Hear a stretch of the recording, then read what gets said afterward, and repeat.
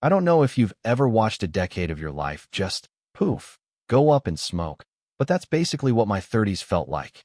Divorce court, custody wars, lawyers sucking my savings dry like high-dollar vampires. And, just for fun, my ex ran off with the guy who used to mow our lawn. No, really, he mowed my grass, then he mowed my wife. The universe has a sick sense of humor, I'll tell you that much. When it was all done, the judge gave her 70% of everything, plus full custody of the boys, and what was left for me was a pickup with bad brakes, some old tools, a handful of boxes, and this kind of hollow ache where my life used to be.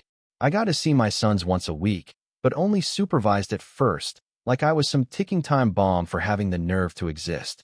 For a while, I just unraveled, stopped shaving, ignored the phone, lived in this bourbon fog, crashing on my buddy's busted recliner out in rural North Carolina. That's where I was, actually, when I got the letter about my grandfather. He was gone, the only man in my family who ever really showed me anything worth learning. Turns out, he left me 80 acres. 80. Tucked way out in Jasper County, the kind of place where even Google Maps throws up its hands and gives up. Last time I'd been there, I was just a kid, catching frogs and getting eaten alive by mosquitoes. But it was mine now, raw, wild, no ex, no lawyers, and definitely no one breathing down my neck about the color of my mailbox. So right there, holding a glass of cheap whiskey, eyes red from loss and anger, I swore I'd build something real. Not a house, not a cabin, a whole new life, with my own hands. I didn't have cash for contractors, not even close. Hell, for the first year there wasn't even a power line within sight. Just me, my stubbornness, and a generator that sounded like it was powered by angry raccoons. But I had tools, I had time, and I had all this bottled-up rage with nowhere to go. So I cleared a plot by hand, started laying the foundation, stone, cedar, sweat, blood, the whole 9 yards. Brick by brick, nail by damn nail, I built something that wasn't some soulless prefab box you see lined up like tombstones in suburbia. And it wasn't just a house. It was a place where I could sit on the porch in the morning, drinking coffee, pretending for a second the world hadn't just chewed me up and spat me out. Somewhere along the way, I found Max. Well, he found me. Skinny, wild-eyed mutt, half shepherd, half lab, maybe half coyote for all I knew. He was half-starved, staring at me from behind my truck, ready to bite or bolt. I tossed him some jerky, he decided I was tolerable, and we've been stuck with each other ever since. Didn't even name him. He came with that, scratched into a rusty tag. Just Max, like me. He was lost, angry, and stubborn as hell about not giving up. We made a good pair. Every morning, we worked. Every evening, we'd sit under the stars, him gnawing on a stick, me with a can of cheap beer, missing my boys so much it hurt to breathe.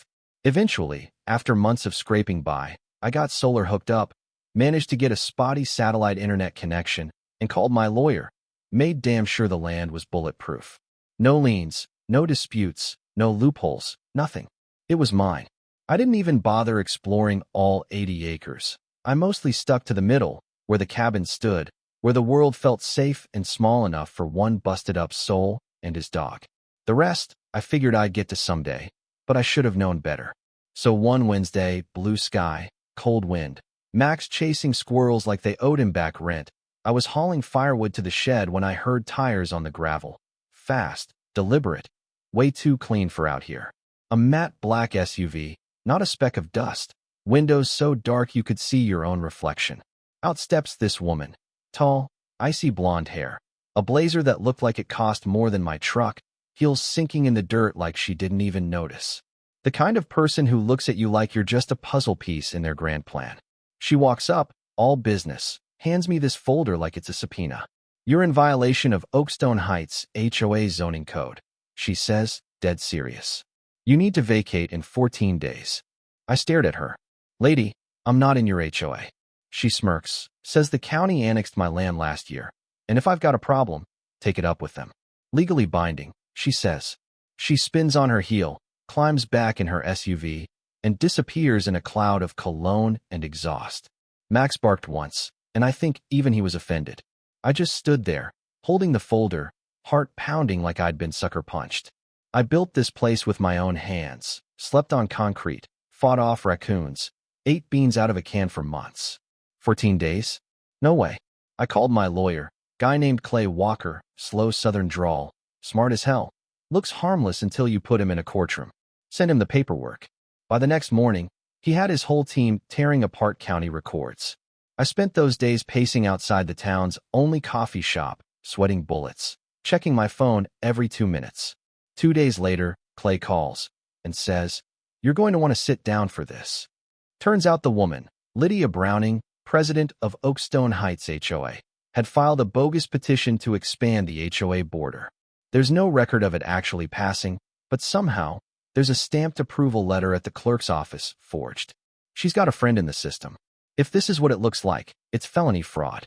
Now we're documenting everything, every inch of the land, pulling out old deeds, running drones over the trees.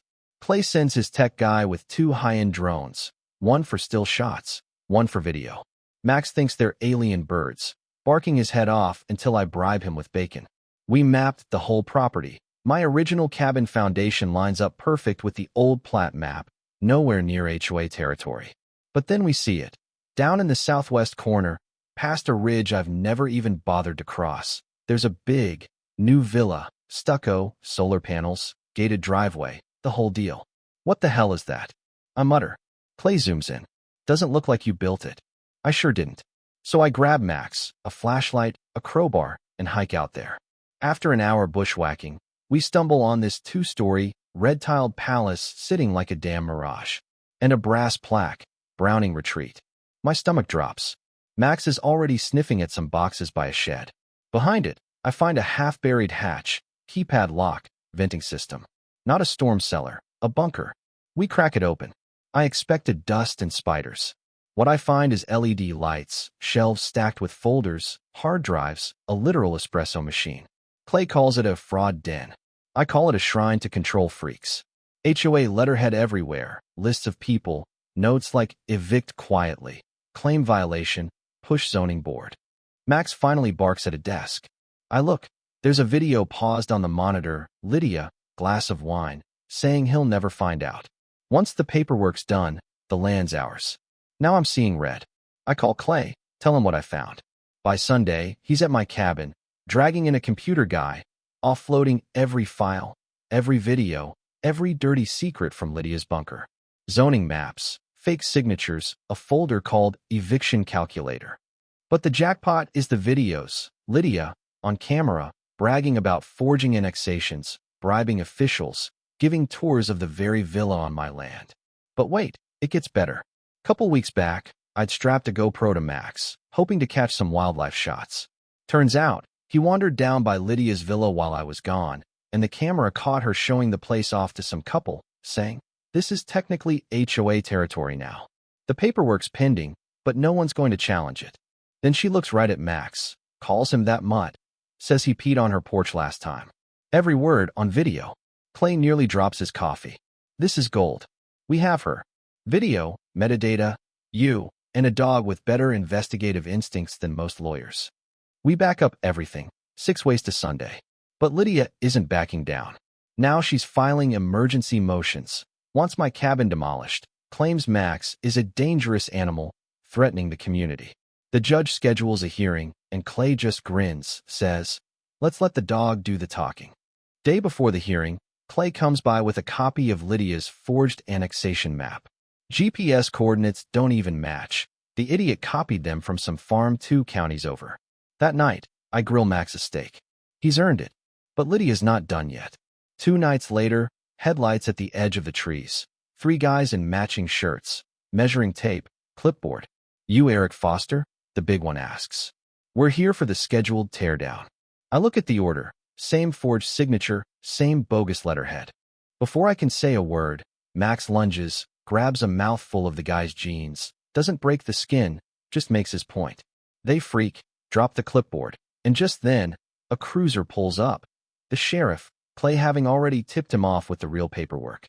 Lydia shows up, screaming about property rights, trying to get me arrested for trespassing on my own land.